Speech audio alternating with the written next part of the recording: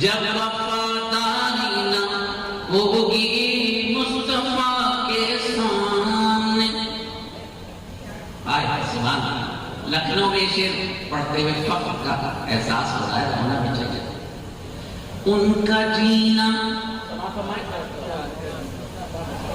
उनका जीना